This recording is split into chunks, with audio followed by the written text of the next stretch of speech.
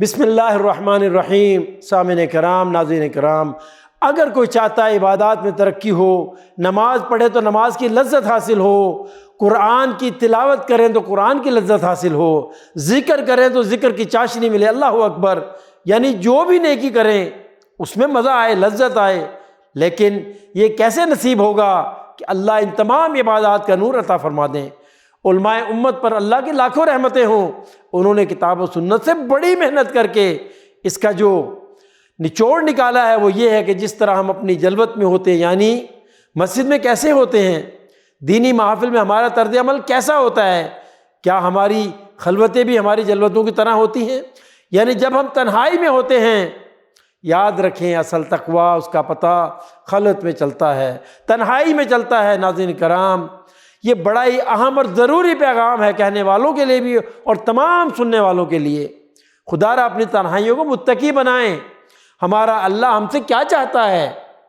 ہمارا اللہ ہم سے چاہتا ہے جب ہم تنہا ہوں تو یہ احساس جاگ رہا ہو کہ میں تنہا نہیں ہوں، اس وقت میرا اللہ میرے ساتھ ہے۔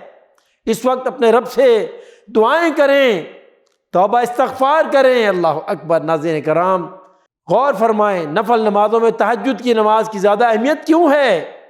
اس وقت بندہ اپنے رب کے ساتھ تنہائی میں ہوتا ہے، رات کا اندھیرا اور اس کا رب، سبحان اللہ۔ لیکن ہائے میرے اللہ، آج ہمارا اختلاط ہو گیا ہے کس سے؟ موبائل فون سے۔ یقین کریں آج ہماری خلوتیں، ہماری تنہائیاں سب کے سب موبائل فون کے حوالے ہو چکی ہیں۔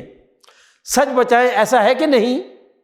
ناظرین کرام، پہلے ٹی وی کے سامنے بیٹھ کر چینل گھماتے رہتے تھے، اب اللہ معاف فرمائے یہی تماشا موبائل فون پر چلتا رہتا ہے۔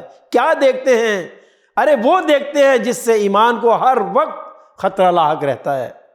الا ماشاء اللہ۔ میرے بھائی، ایسی حالت میں اللہ سے تعلق بھلا کیسے بن سکتا ہے؟ اس لیے کہ اللہ پاک ہے اور صرف پاکی کو قبول فرماتے ہیں۔ آنکھوں کو گناہوں سے آلودہ، دل کو ناپاک رکھو گے، ذہن کو ہر وقت گندگی کا ڈھیر بنا کر رکھو گے اور امید رکھو کہ اللہ سے تعلق جڑ جائے، اللہ کی معرفت حاصل ہو جائے۔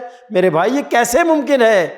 حضرت علی رضی اللہ تعالیٰ عنہ فرمایا کرتے تھے، مجالس اللہ تنسى القرآن، فرمایا جو اللہ کی نافرمانی کی محفلیں ہیں، ارے اس کی وجہ سے انسان قرآن کو بھول جاتا ہے۔ کیا مطلب یہ کہ قرآن کی لذت، قرآن کا مزہ، قرآن کی چاشنی، قرآن کے تدبر، ان سے بندے کو محروم کر دیا جاتا ہے، قرآن کی برکت سے بندہ محروم ہو جاتا ہے۔ ناظرین کرام، اب فزیکلی ان محفلوں میں جانے کی کوئی ضرورت نہیں، اس موبائل نے اس کمی کو پورا کر دیا ہے۔ اپنے گھر میں تنہائی میں بیٹھ کر انسان ان محفلوں میں شرکت کر لیتا ہے۔ العیاذ باللہ، اللہ معاف کرے۔ لوگوں کو اب تنہائی عزیز ہوتی چلی جا رہی ہے، کس لیے؟ کہ تنہائی میں اللہ کا ذکر نصیب ہو جائے، اللہ سے تعلق پیدا ہو جائے، اللہ کی معرفت حاصل ہو جائے۔ نہیں میرے بھائی، نہیں، اس لیے نہیں، بلکہ تنہائی اس لیے عزیز ہوتی چلی جا رہی ہے تاکہ لاہلب کی مجالس منعقد ہو جائیں۔ میرے بھائیو، اس بات میں کوئی شک نہیں کہ آج کے دور میں موبائل انتہائی ضرورت کی چیز بن چکی ہے، اس کے بغیر چارہ نہیں، لیکن ضرورت کو ضرورت کے لیے استعمال کرنا چاہیے۔ یاد رکھیں، یہ پکی بات ہے، اگر آپ کی تنہائیاں پاک نہیں ہوں گی تو یقین کریں آپ کچھ بھی کر لیں، آپ کو عبادت میں لذت نہیں ملے گی، عبادات کے لطف سے محروم رہیں گے آپ۔ جس طرح کسی مریض کو بیماری کی وجہ سے کھانے میں لطف نہیں آتا، وہ کھانے سے اپنا ہاتھ کھینچ لیتا ہے، اللہ بھی ایسے لوگوں سے جن کی خلوتیں، جن کی تنہائیاں پاک نہ ہوں، اللہ ان سے عبادات کا لطف کھینچ لیتا ہے۔ اللہ کی بارگاہ میں دعا ہے کہ اللہ ہمیں اپنی تنہائیوں کو پاکیزہ بنانے کی توفیق عطا فرمائے تاکہ ہم بھی عبادات کا جو مزہ ہے اس کو حاصل کر سکیں اور اپنے رب کا قرب حاصل کر سکیں۔